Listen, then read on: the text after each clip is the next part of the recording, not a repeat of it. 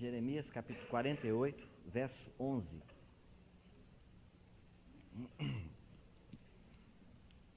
Moabe esteve descansado desde a sua mocidade, como vinho sobre os resíduos.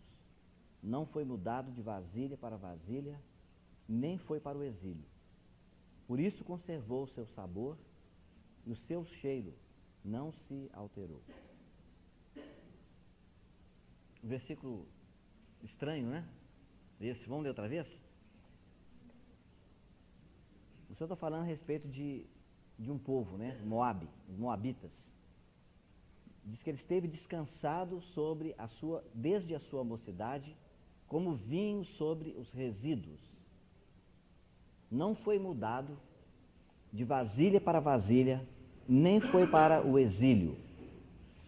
Por isso conservou o seu sabor e o seu cheiro não se alterou. Vamos orar. Pai, nós oramos pedindo a tua bênção.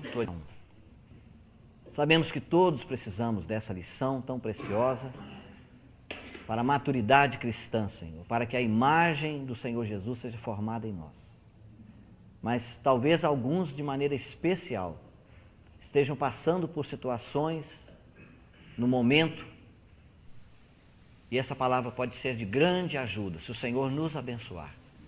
Se o Senhor colocar a bênção do teu Espírito, a iluminação do teu Espírito, a unção do teu Espírito, a revelação do teu Espírito sobre esta palavra, para que ela seja realmente uma palavra reima nos nossos corações. Nós entregamos este tempo nas tuas mãos e confessamos a ti, Senhor, a nossa total incapacidade, tanto para falar como para ouvir. Por isso, Senhor, dá-nos capacidade no teu Espírito para falar e para ouvir a tua palavra, para falar de uma maneira que agrada o teu coração e para ouvir de maneira que transforme a nossa vida. É a nossa súplica no nome do Senhor Jesus. Amém. Amém. Irmãos, nós já falamos bastante aqui nas segundas-feiras, né, nesses quase 3 anos, né? Em setembro nós vamos completar 3 anos, nós estamos só nesse local. E houve uma época que nós falamos bastante sobre alma, quebrantamento, né, da alma, quebrantamento do eu. E essa palavra, ela entra, né? A gente recebe essa palavra e parece que não acontece muita coisa. Mas com o passar dos tempos, a gente começa a descobrir que alguns irmãos, né, alguns irmãos e irmãs, eles são encaminhados para dentro dessa situação, né, de prova severa, uma prova não muito comum. E é talvez por essa razão que o Senhor me deu o sentimento para falar hoje para os irmãos sobre isso, né?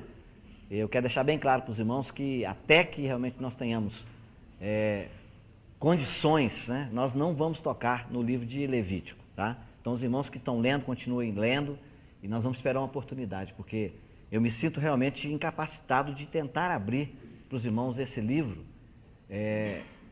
diante do contexto, né, que nós estamos vendo, né? É necessário que haja um pouco mais de desejo, né, da parte dos irmãos para a gente poder estudar esse livro.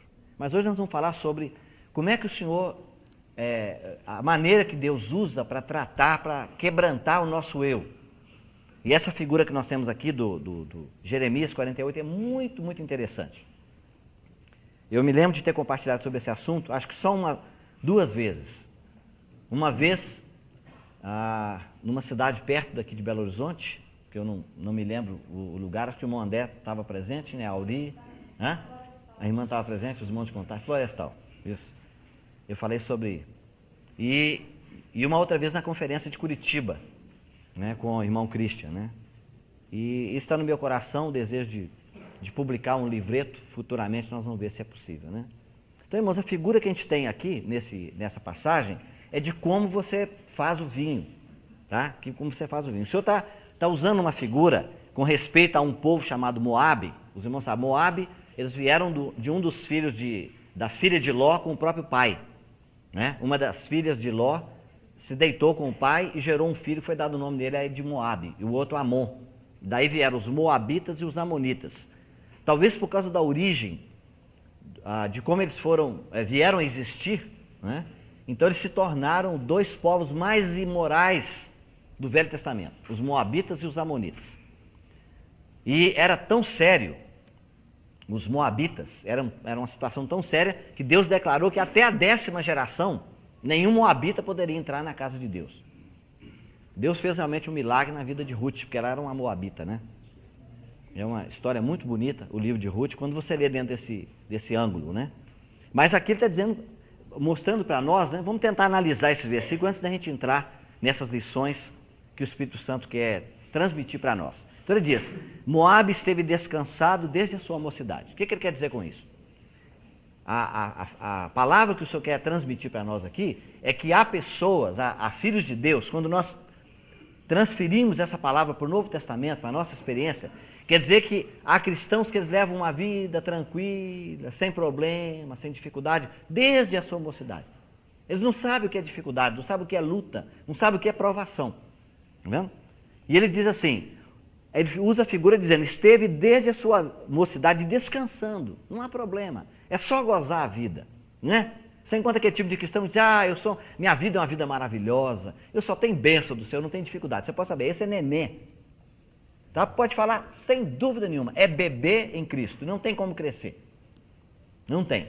Tem que passar por problema. A Bíblia diz que Jesus aprendeu a obediência pelas coisas que ele padeceu. Está vendo? E ele aprendeu a obediência pelo sofrimento. O próprio Filho de Deus. Imagine nós. É isso? Então ele diz aqui, a figura que ele usa para mostrar o que estava acontecendo com Moabe, de estar descansando desde a sua mocidade, ele disse, como o vinho sobre os resíduos. Algumas traduções têm uma palavra muito forte para resíduos, né? É isso? A palavra é meia forte, né? Porque os irmãos sabem, isso é chamado de fezes do vinho, tá? Porque quando o vinho, quando ele é preparado, você coloca num lugar que chama-se lagar, né? É um cercadinho de cimento, e ali você coloca o vinho e depois as pessoas vêm pisar a uva, tá vendo? E quando você pisa, então o que acontece? Tem o caldo, mas tem também as cascas, aquela mistura, né? É uma borra, exatamente, é uma figura, é uma palavra um pouco mais leve, né? A minha tradução traz resíduos. Aí então ele vai explicar por que Moabe ficou descansando desde a sua mocidade, como o vinho que ficou descansando sobre as suas fezes. Está vendo? Ou sobre os seus resíduos, ou sobre a sua borra. Está vendo? Então ele diz o quê? O vinho não foi mudado de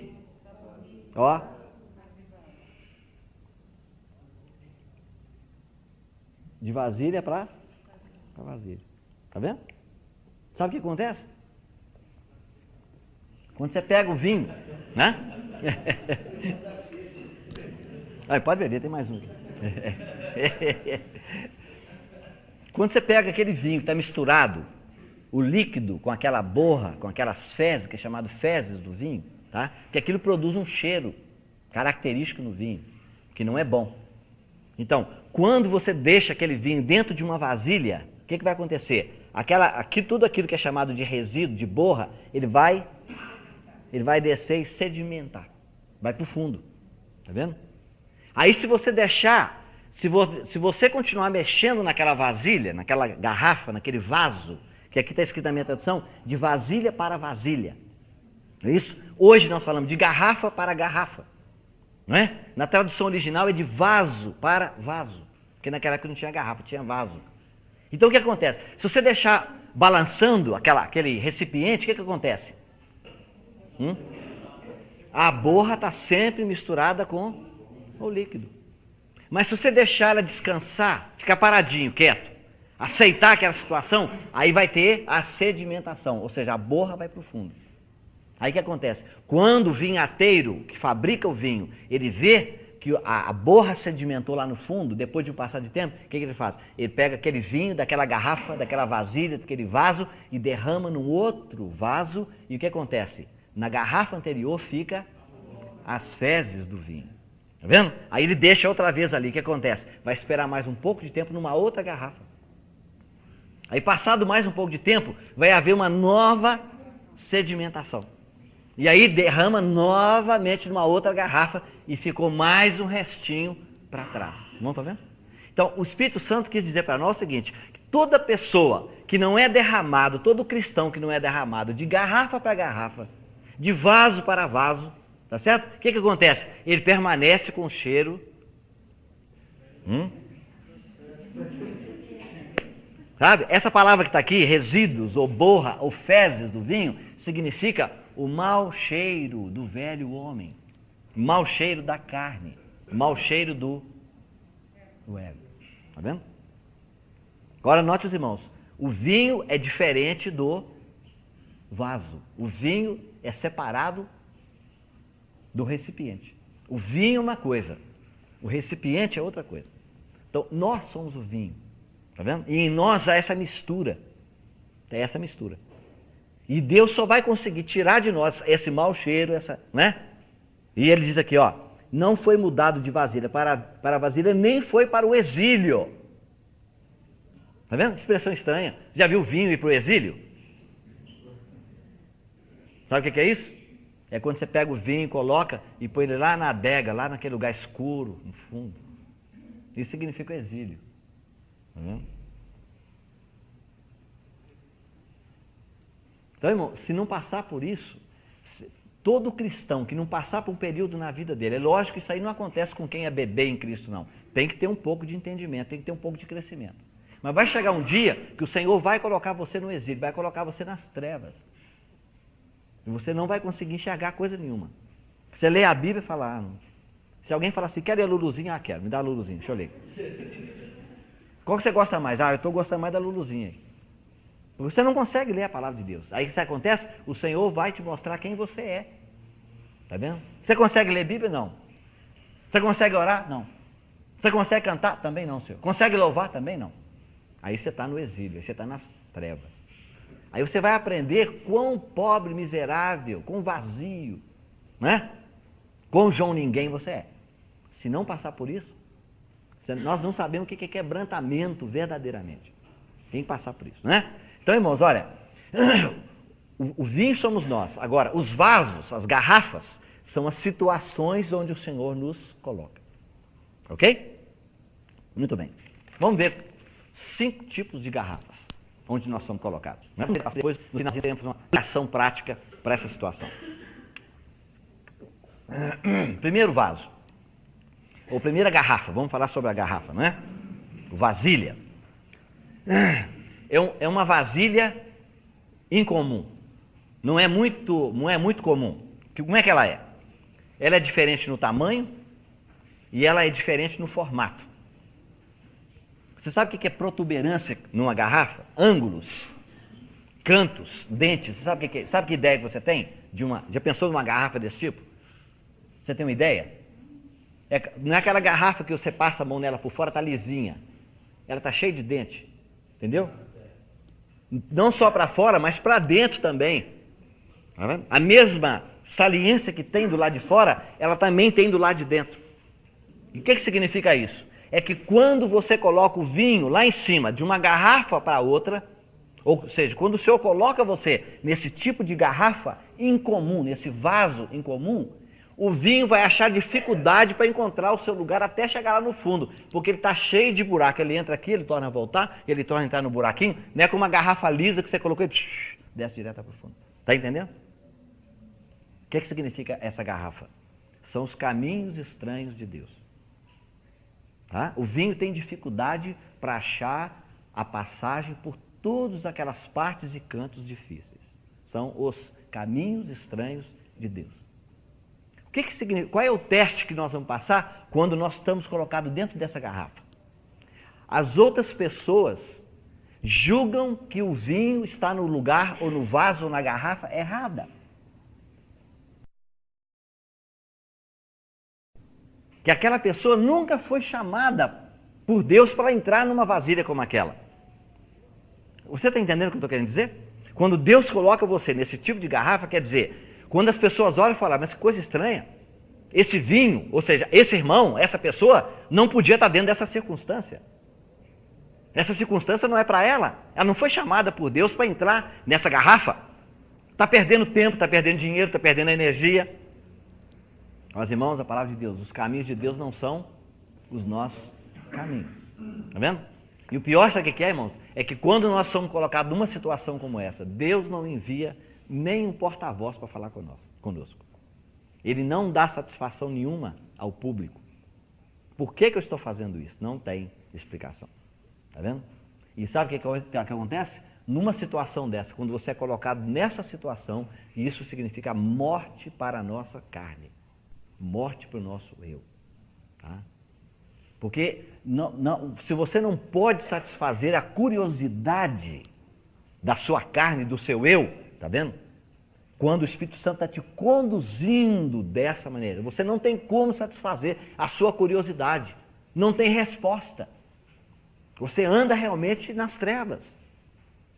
São caminhos estranhos de Deus. Olha, irmãos, quantas vezes nós somos colocados assim, numa situação. Não há prazer, né? O vinho tem dificuldade, nós temos dificuldade para passar por aqueles dentes, aqueles sucos, aqueles, não é? É buraco daqui, uma ponta para lá e outro buraco e outra ponta. Mas se ele foi derramado naquela situação, ele tem que escorrer até o vaso ser cheio. Agora, irmãos, tem um conforto para nós, né? Que bom é a gente saber que nós não temos que saber a razão do porquê Deus faz tudo. Nem explicar aos outros o seu modo de nos conduzir. Né? Estava contando para as irmãs aqui quando cheguei, alguns irmãos devem ter visto na televisão, né? Um rapaz de 20 e poucos anos, 29 anos, fazendo trilha, caiu, a moto bateu numa pequena pedra, né? E ele perdeu o controle da moto, caiu 30 metros de altura, bateu morto lá embaixo. Genro do meu irmão falecido, ou seja, marido da minha sobrinha. Menina casada há 1 ano e poucos meses, 1 ano e 2 meses. O rapaz morreu. Uma hora dessa chega para falar com a pessoa o quê? Não tem explicação, não tem o que dizer. Né? Quantos que passam por situações tão dolorosas, né? Mas aí o que acontece, irmão? O vinho tem que repousar. Tá vendo? Enquanto nós estivermos agitados, nossa, irmão, eu sei bastante o que é estar agitado, viu? Nossa, ai, como a gente balança, né? Como Jó grita e briga, né? Discute com os amigos dele até que a Bíblia diz assim, acabaram-se as palavras de Jó. Acabou. Não vou falar mais, não vou discutir. Esse não falar mais também, né, do Jó, o Espírito Santo diz que acabaram as palavras de Jó. Na vida da gente é muito difícil que acabar as palavras mesmo. Você sempre tem um 1%, um 2%, um 5% para estar falando, né? Mas quando você repousa, né, quando o vinho fica quietinho ali, dizendo, Senhor, olha, não quero explicar, não quero falar, nossa, o Senhor é grande demais. O Jó estava querendo explicação do Senhor, e o Senhor fez quase 50 perguntas para o Jó. Se você contar a palavra do Senhor para o Jó, do capítulo 37 ao 38, para frente, é impressionante. O Senhor fez 50 perguntas mais ou menos para ele. Você está querendo saber? Então eu vou te perguntar uma coisa. Onde é que você estava quando eu colocava os fundamentos da terra? Você é muito esperto? Então me responde isso, me responde aquilo. Então como é que você pode questionar a mim? Eu sou sábio demais para você entender, não dá para você entender. Pronto. A lição é aprendida e aí a mão do gentil fabricante toma o vinho e o derrama novamente em outro vaso. O que nós aprendemos? Ficaram para trás as borras, né? A borra, as fezes, os resíduos do vinho. O que é, irmão? Essa borra que ficou para trás. Que significa o quê? Quando você é colocado... Não, tudo aqui é carne. Mas essa lição especificamente, de você ser colocado, olha bem, eu disse para os irmãos, ó, são os caminhos estranhos de Deus. Quando você é colocado num caminho estranho de Deus, que você não consegue entender, que lição que você tem que aprender? É a lição da confiança. Tá vendo? Ou perder a borra, deixar para trás a borra da desconfiança e do temor. Tá vendo? Quando nós aprendemos isso, irmão, pode vir a situação que vier. Pode ver a situação que é. Olha o Jó. Né? Nós estávamos lá no sepultamento do jovem, do rapaz, a gente não tinha assim, um contato muito grande, mas olhando a coitadinha da esposa, né? A jovenzinha de 20 e poucos anos. E a mãe do rapaz. Nossa, coitada, ela estava arrasada. Mas sabe quantos que o Jó perdeu? Ele perdeu os filhos todos. Num dia. Pá. De uma vez só. Todos os bens. O que ele fez? Ele ajoelhou e disse: o Senhor Deus deu, o Senhor Deus tomou. Irmão, quando você estiver num velório de uma pessoa que perdeu um ente muito querido, uma mãe que perdeu um filho, principalmente se for questão de filho, abra Gênesis 22 e leia. Abra Gênesis 22 e leia quando Deus falou: Abraão, eu quero o seu filho. Vai lá e sacrifica, passa uma faca no pescoço dele. É isso que Deus pediu. Você perdeu um filho porque ele caiu no preambeiro, um carro bateu, uma trombada, ficou doente, é uma coisa. Mas Deus fala: vai lá e corta o pescoço dele para mim. Oferece ele o holocausto, corta ele. E o Abraão levantou o cutelo para cortar o Isaac. Coloque lá naquele lugar, irmão. Você vai ver o que é fé. Isso é fé.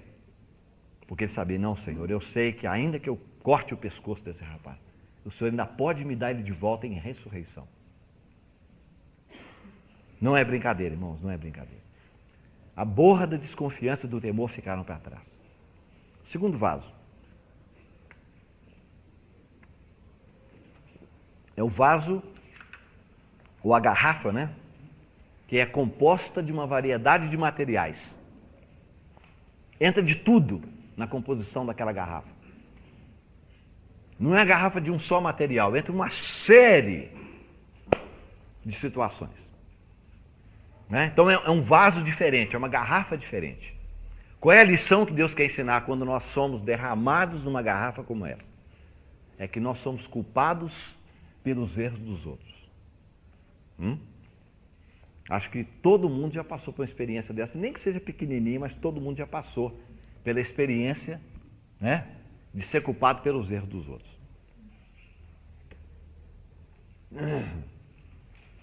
Não é fácil, não.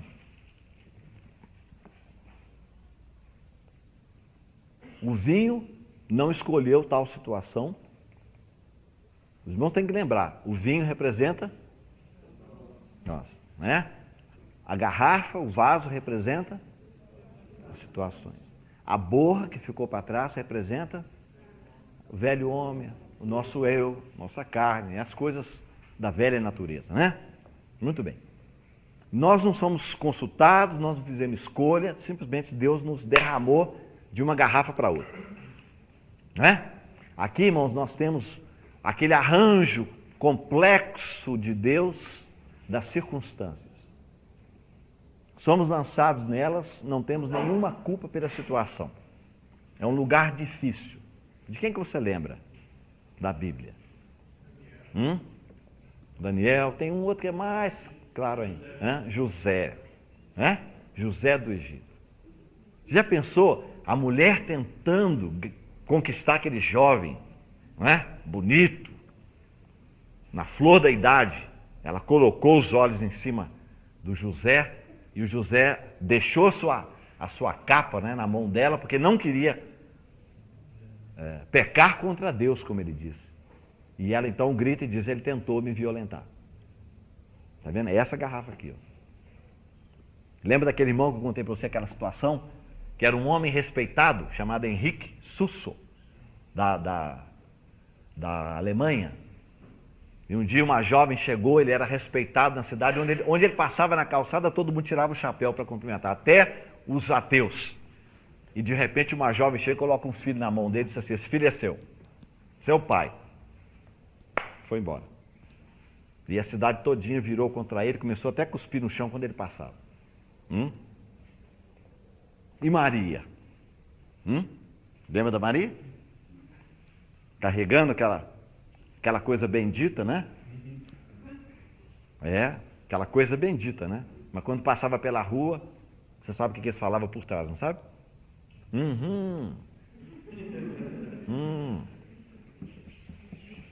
Esse é o neném que não tem pai, né? Feito milagrosamente. Eu sei, eu te conheço. Pode estar certo, irmão. Gente, essa língua é tão antiga quanto Adão, né? Mas o Simeão ele disse que uma espada tinha que atravessar a alma de Maria. Ele disse, uma espada atravessará a tua alma.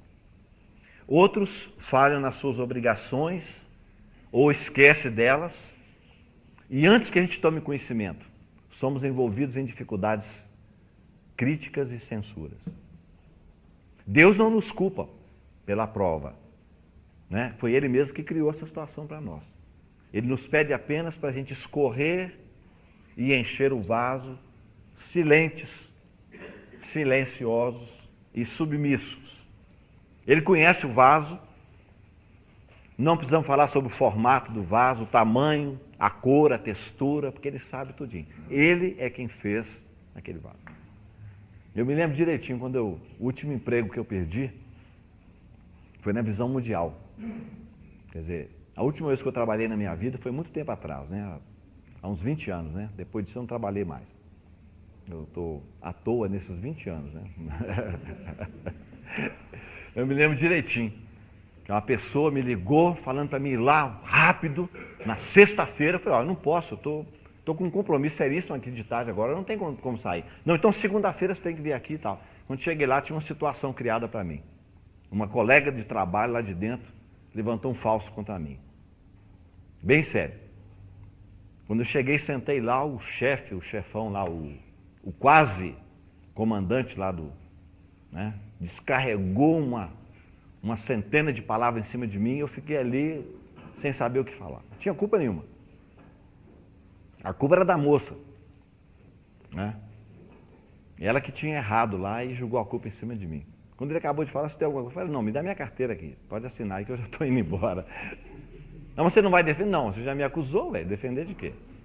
Se você tivesse me perguntado se eu fiz ou não, né? Aí o que estava do lado falou, falei com você que o Delcio não é, né?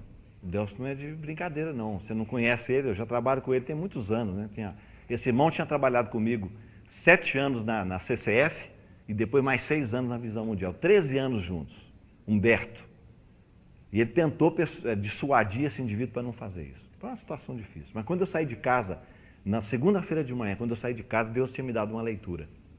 Eu me lembro bem o que era, mas é como se ele estivesse falando, ó, você vai passar por uma experiência difícil agora. Aí saí, não é, com a mão na frente e outra atrás. 6 meses depois, meu pai ligou lá para a firma e perguntou, olha, eu queria falar com o Delcio. Aí a moça, não tem nenhum Delcio aqui não. Vai, tem que ter, ué. Ele é tradutor, trabalha aí há não sei quantos anos. Ah, não, senhor, eu não conheço nenhum Delcio. Vocês conhecem o Delcio aí? Ah, o Delcio Meirelles. Aí já saiu tem uns 6 meses. Aí ele falou, olha, está dizendo aqui que ele trabalhava aqui uns 6 meses atrás. Foi aí que meu pai ficou sabendo que eu tinha perdido o emprego, 6 meses depois. Bem difícil, irmãos. Bem difícil. Você perder por causa de uma coisa que você não fez. Tá vendo? Mas se você aceita aquela situação, aí é como se acomodar, tá? O que a gente aprende, irmão, numa situação dessa? Qual a lição que você acha que você aprende quando você aceita ser colocado num vaso que é composto de uma variedade de materiais que significa culpa pelos erros dos outros? Você fica quietinho, como o vinho que desceu e ficou sedimentado lá no fundo. Que lição nós aprendemos? Que fezes são essas, hein? Amor próprio. Amor próprio. O amor próprio não aceita ser criticado, ser julgado sem culpa.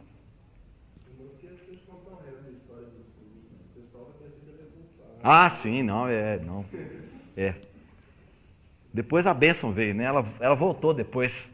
E um dia disse que entregou a criança para ele porque era o único digno de cuidar do filho dela naquela cidade. Ela era mãe solteira e não podia. O pai pôs ela para fora de casa. Eu já contei para os irmãos aqui, acho que alguns lembram, né? Muito bem. Terceiro vaso. É o vaso de cor amarelada, azulada ou esverdeada. Já viu garrafa dessa cor? Já viu? A cor nem amarelada, ou azulada, ou esverdeada, né? Que é diferente da cor do vinho. O que acontece? Quando você coloca o vinho, a cor do vinho é o quê? Mais ou menos, né? Cor de vinho, né? Mas é avermelhado, né? Avermelhado. Quando você coloca dentro de uma garrafa dessa, o que acontece? A cor que fica, aparece para quem está do lado de fora, o que, que é? A cor da garrafa. Tá vendo? Então, irmão, essa lição é quando nós somos mal entendidos. É quando nós somos mal entendidos. Eu lembro do irmão Christian contar para nós que ele estava com catarata, né? Ele ficou com catarata muito jovem, com 50 e poucos anos, né? E nos Estados Unidos, todo mundo falava que o irmão Christian realmente é uma pessoa muito humilde, né? Todo mundo sabe que ele é um homem tratado, né? Quebrantado. E alguns irmãos estendiam a mão para ele, ele não cumprimentava, não. Aí teve uma irmã lá que ela ficou brava, falou, esse é o homem humilde, vocês falam, estendi a mão para ele, nem me cumprimentou, nem olhou para mim, fiquei com a mão lá esticada o tempão e nem... Coitado do irmão, ele não estava estendendo, nem viu a dona. É igual aquela história do homem que foi no médico achando que a vista dele estava boa. E o oftalmologista perguntou, o senhor está vendo aquela letra? Ele disse, qual letra? Na parede, qual parede?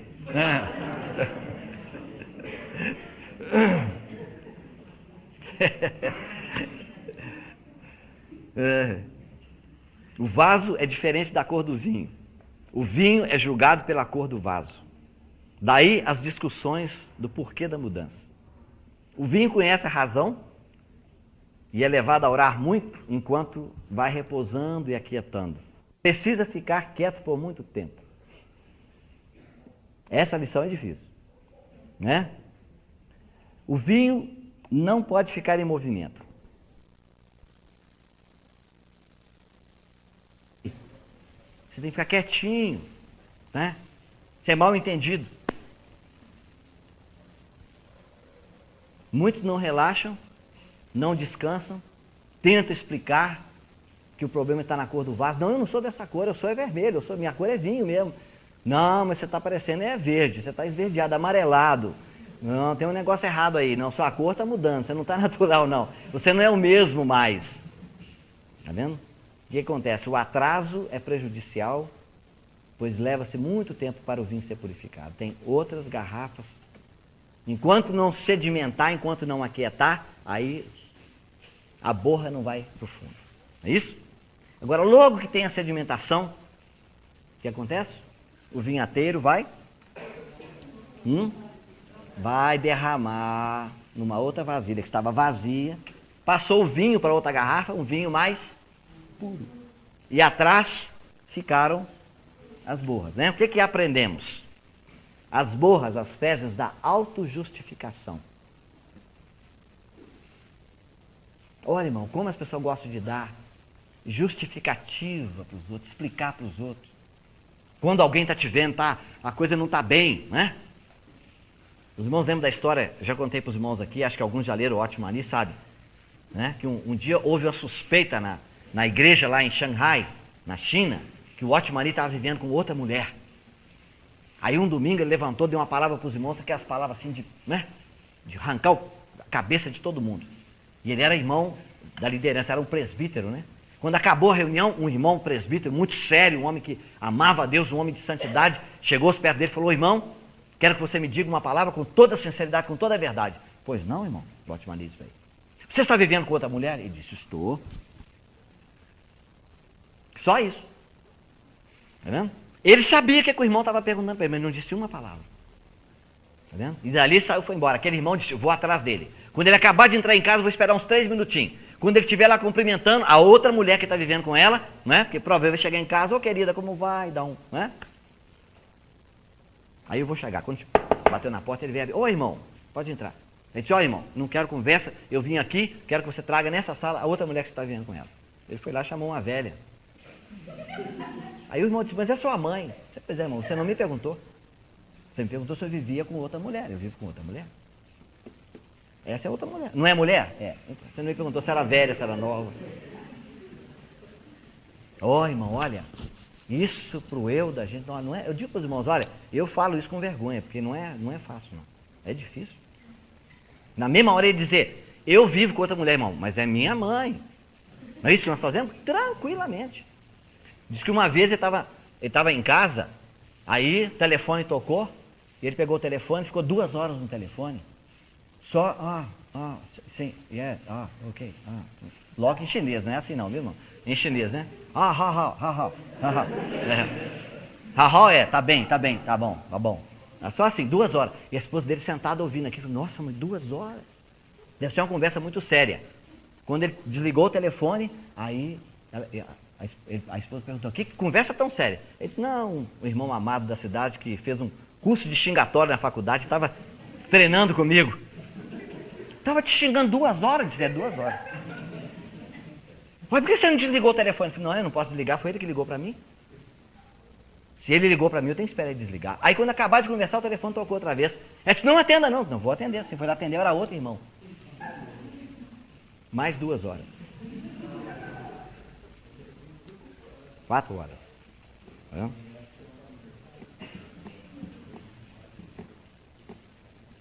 Agora, irmão, por que o Otmani podia agir dessa maneira? Porque ele passou por essa experiência. Tá? Aí eles estavam numa casa um dia lá conversando, aí a esposa dele chegou no meio da sala e disse assim, pois é, irmão, você sabe o que aconteceu outro dia? Sabe o que fizeram com o Nito Shen? Nito Shen, é o nome dele em chinês. Pois é, o irmão ligou para ele 2 horas, né, quando ela estava falando, ele virou e falou assim, vazou. Aí ficou todo mundo olhando para o teto, procurando onde é que estava, não estava chovendo, não tinha água, não tinha nada. Aí o pessoal olhou para ele e falou, vazou o que? Ele disse, a graça de Deus vazou.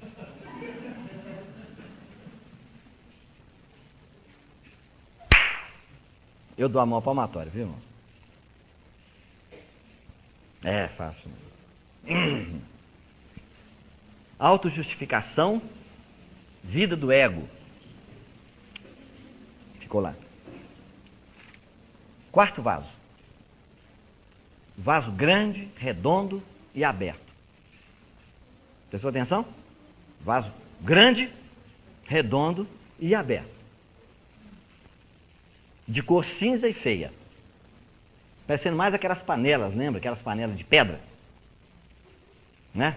Hoje a gente não vê muito isso, né? Mas antigamente a mulher, de pedra, dona Alice? De pedra, né? Essa é do meu tempo, ela sabe. Não sabe o que é?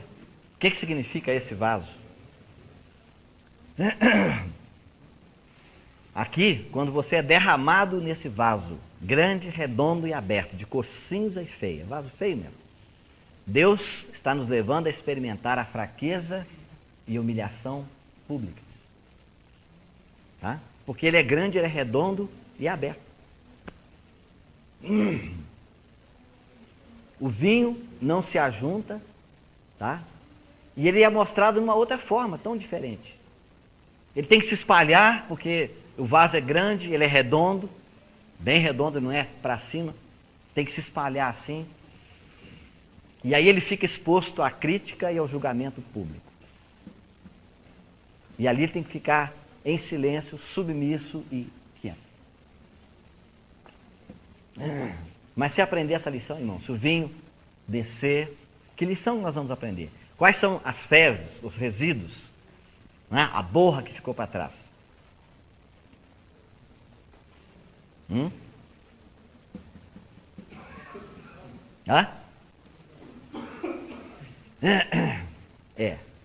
É o orgulho e autopreservação. Veja, irmão, quem é que gosta de ser exposto nas suas fraquezas perante os outros? Não é verdade? Ninguém gosta. Fraqueza, humilhação, publicamente.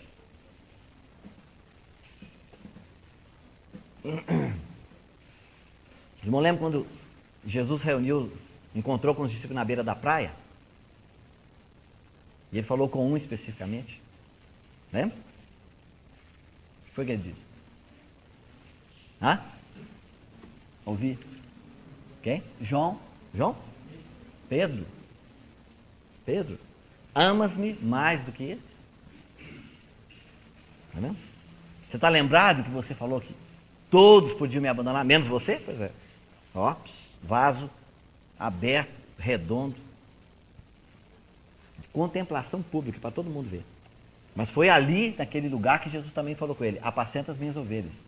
Tá vendo? Os irmãos sabem, o Evangelho de João termina no capítulo 20 e 31. Há um irmão, se não me engano, o irmão Campbell Morgan, ele diz que o capítulo 21 é Ele escreveu aquilo como se fosse... Atos tem uma palavra própria, que quando você fala é um in memoriam, tá? Em memória, né? Para lembrar, para que ficasse gravado para todos os irmãos que o Pedro não foi rejeitado pelo Senhor. Porque você sabe, no livro de Atos é Pedro e João. Pedro e João. Pedro e João. Então ele escreveu aquele capítulo, mais um capítulo, só para mostrar que o Pedro foi reinstalado na posição dele de apóstolo, né? Olha, irmão, tem a história de um irmão da Alemanha chamado John Tauler. Irmão Christian falou que os escritos desse homem são tão abençoados, é uma riqueza tão grande, que ele aprendeu alemão, preste bem atenção. Irmão Christian disse isso para mim. Disse, irmão Deus, eu aprendi alemão principalmente para poder ler os escritos de John Tauler. Sabe quem ele era? Não vai cair da cadeira, não. Um monge católico. Mas um dia, ele estava pregando. Nós vamos publicar uma historinha dele em breve nesses livretinhos aqui do, né, Alimento Sólido. A história dele. Ele estava pregando e disse que um homem, ele pregava de uma tal maneira que o auditório ficava pendurado nos seus lábios. Essa é a figura que o irmão usou. Sabe o que é isso? Que ele tinha uma eloquência tão grande, explicava a palavra de Deus com tanta graça, tanta sabedoria, que o auditório ficava pendurado nos lábios dele. Mas um dia entrou um irmão, chamava Nicolas de Basley. Ele entrou naquela grande catedral onde ele pregava, e quando ele estava pregando, ele levantou no meio daquela multidão e disse assim, irmão Tauler, você precisa morrer. E sentou.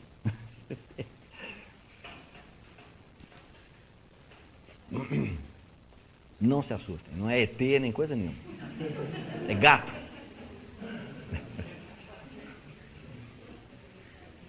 Aí numa outra reunião, sabe o que aconteceu? Ele estava pregando novamente, ele levantou e disse, irmão Tauler, você precisa morrer para os seus talentos, para os seus dons, para a sua pregação, para o seu público. E sentou novamente. E aí depois ele foi conversar com aquele irmão, e Deus tirou ele do cenário. Sumiu o Tauler. Mas Deus fez isso na vida dele. Se tornou um homem tão rico. O Otmani bebeu dessa forma, não sei como, se alguém traduziu para ele, você sabia alemão, né? Não se sabe, mas o fato é que você lê os escritos do Otmani, o irmão Christian diz, é como se você estivesse lendo os escritos do John Tauler. Orgulho, autopreservação ficam no vaso anterior. Quinto vaso. Este vaso é feito de barro, não é transparente, não reflete luz, é comprido e tem um gargalo apertado. Sabe o que é gargalo? Né? Aquela gargantinha, né? Gargalo bem, ele é comprido e tem um gargalo bem apertado. Sabe que vaso é esse, irmão? É o vaso da prova longa e negra. Prova longa e negra. Longa e negra. Tá? Veja só. Se você está com a sua Bíblia aberta aí, veja o que está escrito em Isaías 45, verso 15.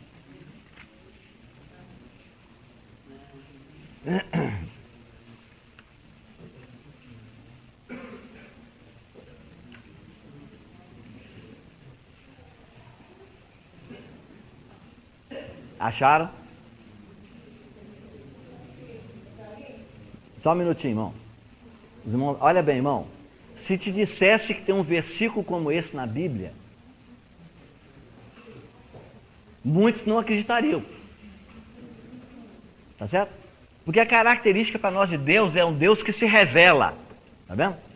Aqui Isaías diz o contrário. Ele diz, verdadeiramente tu és o Deus que se oculta, que se esconde. Tá vendo? 18, eu não falei o versículo? Não, 15.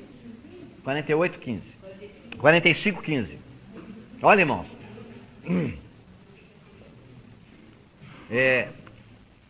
Eu disse para os irmãos uma vez aqui que os irmãos, esse pequeno grupo nosso aqui toda segunda-feira, de certa maneira, tá? De certa maneira, de uma maneira assim bem, vamos dizer, correta diante de Deus, os irmãos funcionam como se fosse um laboratório. De que maneira? Nós estamos pregando muita coisa. Esse assunto que nós estamos pregando aqui, se eu não falar sobre esse assunto, entendeu? Eu apenas tenho, já falei uma vez ou duas, eu não compartilho sobre isso, eu não tenho como enriquecer. Amanhã nós podemos ter isso num papel. Quando você coloca no papel, já não é mais 100 pessoas, 80 pessoas estão aqui vendo, assistindo. Nós já fazemos 500 folhetos, 1000 folhetos, e dá um pouquinho, podemos fazer uma segunda tiragem, outros irmãos serão abençoados. Tá certo? Então, irmãos, os irmãos têm uma responsabilidade, né, de ajudar nesse sentido. Não é só que você está aqui participando, ouvindo, você está abrindo uma porta para que a palavra de Deus possa ser publicada. Olha bem, eu estou chamando sua atenção principalmente por um fato. Quando Deus começou a tratar com a vida do Jacó, irmãos, quando eu leio esses 2 versículos da vida dele, realmente eu acho uma coisa maravilhosa. Como o Espírito Santo pode usar uma coisa natural, da vida física, da atmosfera, da natureza, do mundo, para falar uma coisa tão maravilhosa. Deus sabia que o Jacó amava as coisas de Deus. O Senhor sabia disso. Tanto que ele nasceu agarrado no pé do irmão, dizendo: eu quero a primogenitura, eu quero nascer primeiro, eu quero ter essa bênção, eu quero ser usado para trazer o Messias, eu quero que seja Abraão, Isaac e Jacó, eu não quero que seja Abraão, Isaac e Esaú. Está vendo? Mas ele queria ganhar isso através dos meios carnais. Está vendo? E aí o que aconteceu? Ele foi lá, enganou o irmão, passou o irmão para trás, enganou o pai, né? Falou até besteira. Quando o pai do irmão: você já conseguiu a caça? Ah, o Senhor teu Deus enviou ao meu encontro. Uma mentira grossa, né? E aí ele foi embora. Quando chegou a noite, ele deitou, não é isso? E a palavra de Deus diz que quando Jacó estava naquela situação, saindo para passar 20 anos de tratamento do Senhor, a palavra de Deus diz assim: e o sol havia se posto. Então, irmãos, coisa bonita. O sol havia se posto, né? E depois ele foi embora, 20 anos. Quando ele voltou, quando ele atravessou o val de Jaboque, depois de ter lutado com o anjo, é isso? Que era o próprio Senhor Jesus, e ter recebido a bênção do Senhor, quando ele atravessou o val de Jaboque, a Bíblia diz: nasceu-lhe o sol. Noite longa, longa noite, 20 anos. Moisés passou 40 anos cuidando de ovelhas e vagas. Irmão, imagino como Moisés não deve ter sentido. 40 anos cuidando de ovelhas e vagas, dizendo: Senhor, aquele povo está lá, eu conheço o que aquele povo está sofrendo. Eu aqui cuidando de ovelhas e vagas, Senhor, eu quero voltar. O Senhor diz: não, você tem que morrer para esse desejo de libertar o meu povo. Você só vai poder ser libertador quando você não quiser mais ser libertador. Eu recebi um livro, vocês vão lembrar do irmão Ben, que pregou para nós aqui, né, há pouco tempo, né? Ele me mandou um livro agora, lá dos Estados Unidos, que conta um pedacinho da história da Margaret Barber. E uma das frases estava escrito lá é a seguinte, que ela pregava para os irmãos dizendo: o segredo de servir a Deus é não servir a Deus. O segredo de servir a Deus é não servir a Deus. Porque quando Deus realmente quer que você o sirva, Ele vai fazer você servir. Mas muitas vezes, quando nós queremos servir, o nosso eu está querendo. Deus diz: não. Não fui eu que te chamei. Você nem tem nenhuma chamada. Então é uma coisa muito, muito estranha, né? O vaso da prova longa nele. O vinho é derramado nesse vaso e tem dificuldade em repousar devido às trevas. E outra coisa, e o temor? Senhor, eu não pertenço a esse lugar. Né? Senhor, eu estou dentro desse vaso aqui, porque ele é totalmente opaco, ele é de barro. Ele é cinza, não entra luz nenhuma. Senhor, eu estou num lugar estranho. Né? Mas ele vai ter que se aquietar, vai ter que se submeter, e vai ficar ali por horas, dias, meses e anos na sombra e nas trevas. Sabe o que é pior, irmão? Não sei se já passou por isso, mas é quando você ouve do lado de fora que alguns estão cantando e dançando e saltando. Os outros estão do lado de fora na luz. Mas o barro não permite nenhuma transparência. Aí, esse vinho que está lá dentro daquela situação, ele vai se lembrar que um dia ele teve luz, vai ansiar que ela brilhe de novo, Aí o que aprendemos, irmãos? A borra da impaciência, da murmuração, da argumentação, da incredulidade.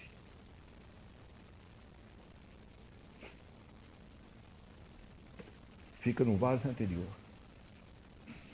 E a luz um dia vai voltar a brilhar. A fé foi provada pelo fogo. Irmãos, qual é a nossa reação? Primeiro, com o espírito endurecido. A operação foi realizada, mas ainda nós continuamos sem quebrantamento. Irmãos, que coisa triste quando você olha para cristãos que são tocados pelo Senhor durante a vida toda e não são quebrados. Não são quebrados. Uma e outra vez o Senhor tem que voltar e tocar no mesmo ponto. A mesma lição, a mesma prova. Aí o que acontece? O derramar do Senhor é perdido. Você retém a sua forma, você não aceita ser derramado numa outra forma. Você não aceita o formato daquele vaso, daquela circunstância, daquela situação que Deus está te dando. Você se recusa a se dissolver, a fim de que a sedimentação aconteça, a fim de que a borra daquela situação seja abandonada. Você não entrega a sua vontade a Deus para viver ou morrer. Você já viu leite grosso na mamadeira? Já viu? Já viu quando o neném às vezes reclama? Você está dando a mamadeira está na boca, mas ele está reclamando. Sabe por quê? Porque o leite está assentado, não é? Ele está grosso. É exatamente o que está aqui, ó. O texto de Jeremias diz: Moabe esteve descansando desde a sua mocidade como vinho sobre os resíduos. Não foi mudado de vasilha para vasilha, nem foi para o exílio. Por isso conservou o seu sabor, e o seu cheiro não se alterou. Aqui quer dizer o seguinte, o termo no hebraico significa que o vinho está coalhado, condensado. Alguns crentes são assim, assentados, coalhados sobre as fezes da carne. A questão é, somos derramados ou quebrados? Os irmãos sabem de uma coisa? O quebrantamento, por incrível que pareça, ele diminui a agonia da dor e da tristeza. Pode reparar, toda vez que Deus te manda uma situação difícil, que você, pela graça de Deus, consegue dobrar os joelhos e dizer: Senhor, meus olhos estão derramando lágrimas, mas eu ainda quero te louvar, Senhor. Minha carne está querendo murmurar e gritar e praguejar, mas, Senhor, eu quero ordenar a minha alma. Eu quero ordenar para a minha alma que ela tem que louvar o Senhor. Aí as lágrimas descem e você descobre que o quebrantamento, ele diminui ou tira a dor e a tristeza. E aí, pela graça de Deus, nós somos derretidos. Como é que fala do leite, nós falamos, como é que é a palavra? Coalhado. Está vendo? Aquele coalhado é desfeito. E aí você enche o vaso da prova com alegria. Segundo, nós podemos ser, diz aqui, nossa reação com o espírito endurecido ou abrigando dúvidas com respeito aos tratos de Deus. Irmãos, olha, eu digo para os irmãos, quantas vezes eu me descobri, mas brigando com Deus mesmo, dizendo: Senhor, o Senhor está fazendo errado. Se eu tivesse sentado nesse trono, eu não faria o que o Senhor está fazendo, não faria mesmo. O Senhor está sendo covarde comigo, eu não estou aguentando, o Senhor está me maltratando, eu estou sofrendo, não é possível, eu não sou capaz de fazer isso com um filho meu. Como é que o Senhor pode fazer isso comigo? Quantas vezes, irmão? Quantas vezes? Somos convencidos intelectualmente, mas no íntimo achamos que a prova poderia ser mais fácil e mais leve. É dura demais. Terceiro, nossa reação: entrega da vontade, preste bem atenção, isso é importante, sem o quebrantamento do espírito e do coração. Veja, o quebrantamento é agradável a Deus. Ele nos faz perder o nosso endurecimento e assim alcançamos as partes mais difíceis do vale. Você pode entregar sua vontade sem quebrantamento do espírito e do coração. O irmão sabe como é que é? Tá bom, então, se não tem outro jeito, então está aqui, pronto, entrega. Não resolve. Tem que ser quebrado, irmão. Tem que ser quebrado mesmo.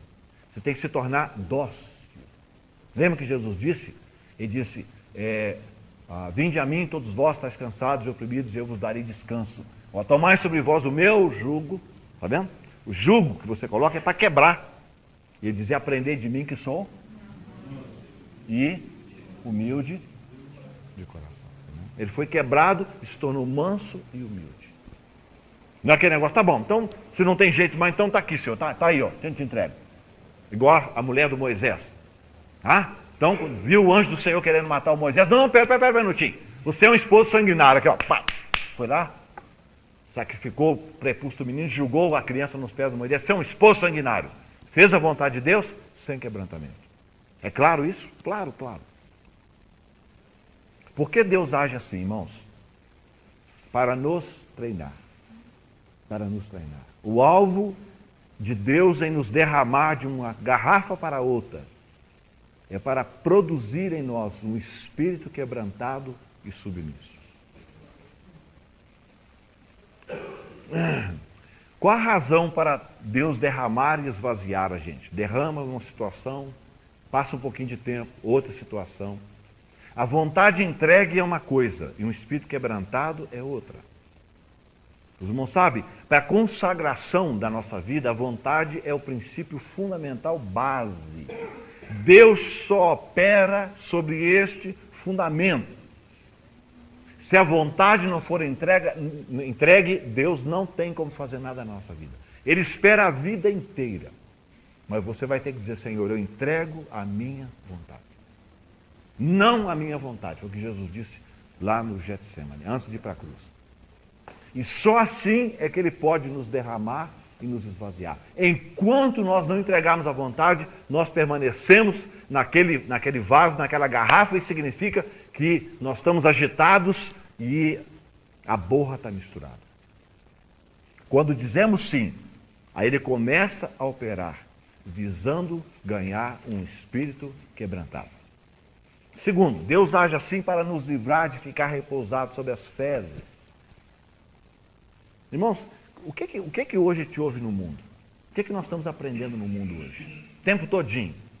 É que nós devemos buscar uma vida fácil e sem perturbação.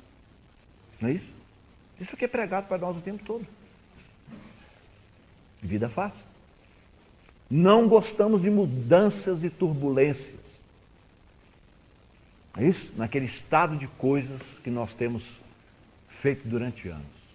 Eu me lembro da história que o irmão Otmani também contou, dizendo que há um servo de Deus que sempre dizia para a esposa, olha, você deve orar pela volta de Jesus. Ela disse, irmão, nem me fale nisso, por favor. Sabe por quê, irmão? Não, eu tenho uma vida maravilhosa, eu amo meu marido. Nossa, que Jesus voltar, não quero. Oi, irmão. Passou por uma experiência tão difícil. Pouco tempo depois, não sei se um mês ou 2 depois, o marido andando com o carro virou numa pirambeira, perdeu o marido. 6 meses depois, ela encontrou com aquele irmão. E aí o irmão, quando encontrou com ela, disse, e agora, irmã? Ela disse, irmão, a coisa que eu mais anseio é que Jesus volte. Sabe por quê? Porque onde estiver o vosso tesouro, aí está o vosso coração. Você não quer me dar seu coração? Vou levar seu tesouro. Irmão, não brinque com isso, não. Não brinque com o seu tesouro. Dá o tesouro para o Senhor, porque onde está o seu tesouro, aí está o seu coração. Se você mandar para o Senhor, o coração vai atrás. Se você não der o tesouro, ele leva o tesouro. Deus descobriu um dia que Deus não era mais o tesouro do Abraão, era o Isaac. Foi por isso que ele pediu o Isaac. Não é porque queria tirar a criança dele, pedir para ele matar a criança. É porque ele disse, não, eu sei que se eu pedir o Isaac, ele vai dar o Isaac para mim, o coração dele vai atrás, que esse é o tesouro dele. Nós ficamos segurando, ó.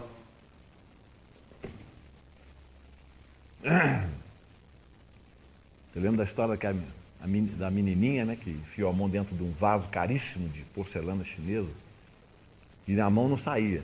E a mulher ficou apavorada. Isso não podemos quebrar. Os vizinhos, não quebra o vaso, não quebra não, por favor. Isso é uma relíquia. E ela não sabia o que fazer. Aí chamou o marido teve que se abandonar o trabalho e foi lá. Quando chegou lá, conversou com a menina e tal, descobriu que ela não soltava a mão lá de dentro, porque a mão estava assim, ó. Se ela fizesse assim, a mão saía, mas estava assim, quer descobrir que tinha uma moedinha lá dentro. Aí o papai chegou e falou com ela assim no ouvido dela: verdade? Pegou o jarro e deu para a mulher. O que você falou com ela? Falei, se ela soltasse a moedinha, estava segurando, dava 2.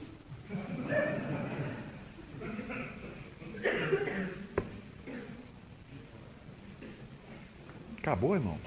Faz um milagre aí, ué.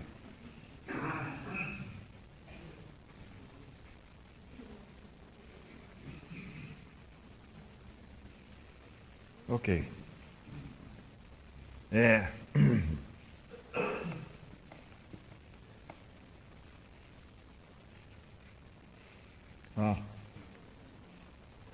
Nós não gostamos de mudança, né?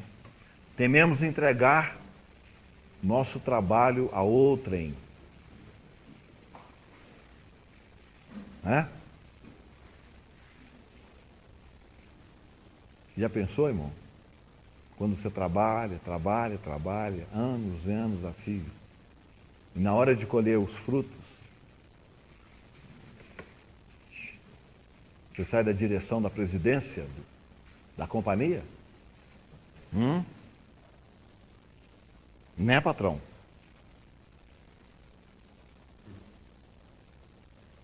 Assim, não passamos de vaso em vaso e o vinho se estraga com o cheiro da borra. Não fique surpreso se Deus derramar você de um vaso onde você tem sido abençoado por anos para outro. Não é isso? Filipe estava pregando em Samaria. Deus tirou ele de lá e levou ele para o deserto. Está vendo? Essa é uma figura de ser derramado de um vaso para outro. Imagina o Filipe, falou: Senhor, mas vamos me mandar para o deserto. Ele deve ter ficado um tempo lá debaixo daquele sol, não tinha guarda-chuva, né? Não tinha garrinho de sorvete, nada, né? Nem limonada, nem laranjada lá no deserto. Quanto tempo que ele ficou? Não sabemos. Você acha que ele chegou lá e encontrou imediatamente a caravana do eunuco? Provavelmente não. Ele deve ter passado um tempo: Senhor, eu estava naquela cidade lá com a multidão de gente convertendo, pregando, curando, expulsando demônios. Que agora estou aqui fazendo o quê, Senhor?